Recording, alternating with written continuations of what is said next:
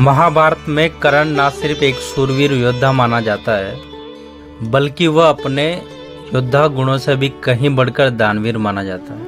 एक बार नहीं, बल्कि कई बार अपनी दानवीरता की परीक्षा में वे सफल हुआ। यहाँ तक कि कौरवों के विरुद्ध होने के बावजूद श्री कृष्ण भी कर्ण की दानवीरता से बहुत प्रभावित थे। इतिहास में शायद इतना बड़ा कोई दानवीर हुआ होगा, किंतु मरते हुए कर्ण को उसके इसी गुण ने अपने जीवन काल में अधर्म का साथ देने के बावजूद मोक्ष की प्राप्ति कराई। श्री कृष्ण ने कर्ण की मृत्यु के अंतिम क्षणों में उसे 3 वरदान दिए थे और मृत्यु पश्चात उन्होंने स्वयं कर्ण का दाह संस्कार भी किया था। सभी जानते हैं कि श्री कृष्ण भगवान विष्णु के अवतार थे और जिसका अंतिम संस्कार स्वयं जगत के पालक कर रहे हो, उसे तो स्वर्ग और मोक्ष की प्राप्ति होनी थी। पर इसके पीछे भी कई कहानियां जुड़ी है जिसे हम बहुत कम लोग जानते हैं। सबसे पहली बात कर्ण के योद्धा गुणों से करते हैं, जिससे पांडव और यहाँ तक के सर्वश्रेष्ठ धनुर्धर अर्जुन को भी भय था। दुर्योधन को यह बात पता थी और इसलिए उसे यकीन था कि जब तक कर्ण उसके साथ है, महाभारत युद्ध में उसकी जीत निश्चित है।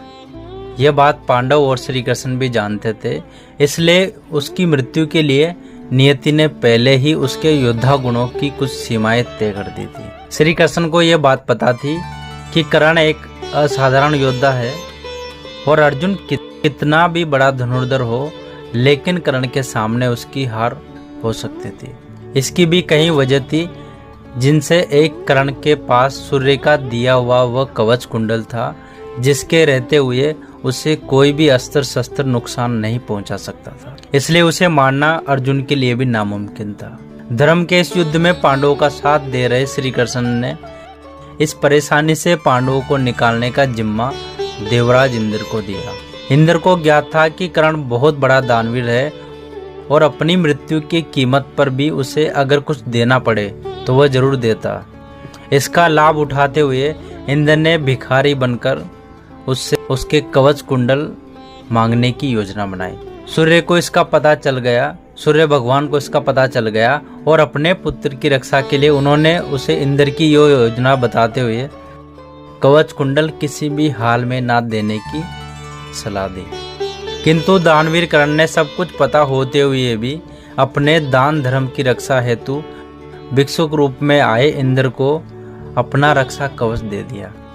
कर्ण की दानवीरता से प्रभावित इंद्र ने अपना इंद्रस्त्र दे दिया, जो किसी को भी लगे तो उसकी मृत्यु निश्चित थी। हालांकि इसमें एक शर्त यह थी कि इसे केवल एक ही बार प्रयोग कर सकता था। एक सारथी के यहाँ जन्म लेने के कारण कर्ण सूत पुत्र कहलाया। जब क्षत्रिय न होने के कारण गुरु द्रोणाचार्य ने शस्त्रों की शिक्षा देने से मना कर दिया। एक सारथी के यहाँ जन्म लेने के कारण कर्ण सूत पुत्र कहलाया। परशुराम ने कर्ण को ब्रह्मास्त्र चलाना भी सिखाया, जो बहुत कम शूरवीरों को पता था। परशुराम की भी एक शर्त यह थी कि वे केवल ब्राह्मण पुत्रों को इसकी शिक्षा देते थे। कर्ण ने उनसे अपने कुल को लेकर झूठ बोला था कि वो ब्राह्मण है। एक बार किसी कीट ने जब कर्ण की जंघा को काट लिया तो वे लहूलुहान हो गए और घाव के दर्द को सहने की उनकी सहजता देखकर परशुराम को यह समझ आ गया कि इतना साहस किसी ब्राह्मण कुल का नहीं हो सकता।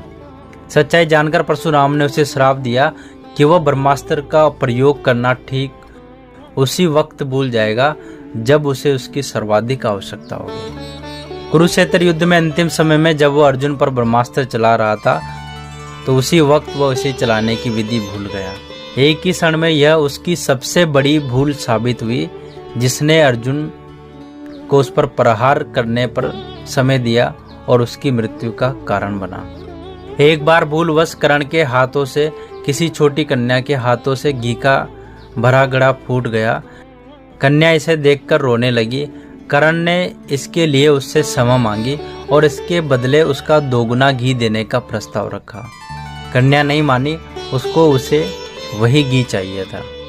उसका हठ देखकर कर्ण ने धरती पर गिरे हुए घी को दोबारा प्राप्त करने के लिए जिस मिट्टी पर घी गिरा था उसे उठाकर इतनी अच्छी तरह से निचोड़ा कि उससे शुद्ध घी निकल आया और कन्या उसे लेकर खुश हो गई। इस तरह कर्ण ने बालिका को तो खुश कर दिया, लेकिन धरती को ऐसा करने की वजह से इतना दर्द हुआ कि वो कराह उठी। इसी पीड़ा ने उसने कर्ण को श्राप दे दिया, युद्ध में किसी अत्यंत संवेदनशील समय में उसके रथ का पहिया धरती में धंस जाएगा और वह उसकी पीड़ा का कारण बनेगा। आखिरी वक्त पर यह सभी चीजें कर्ण की मौत का कारण बनी।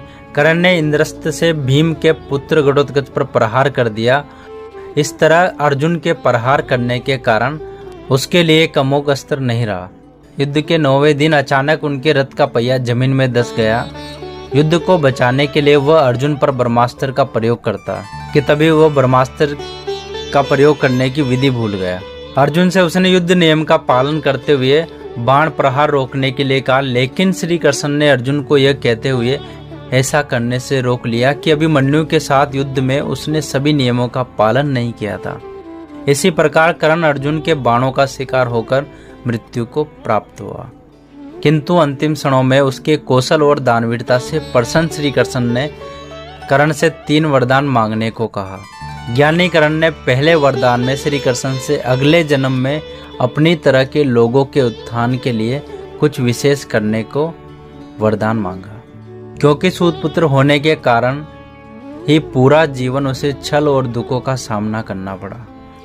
दूसरे वरदान में उसने अगले जन्म में श्री कृष्ण द्वारा उसी के राज्य में अवतार लेने की इच्छा प्रकट की, और तीसरे वरदान में उसने श्री कृष्ण से एक प्रकार से अपने मोक्ष के लिए वरदान मांगा।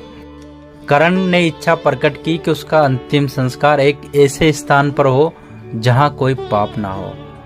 तो दोस्तों, अगर आपको वीडियो पसंद आई है तो वीडियो को लाइक करें और कमेंट करके हमें ज़रूर बताएं कि आपको वीडियो कैसी लगी। और अगर आप पहली बार हमारे चैनल पर आए हो तो हमारे चैनल को सब्सक्राइब जरूर करें और बेल आइकन को दबाना ना भूलें।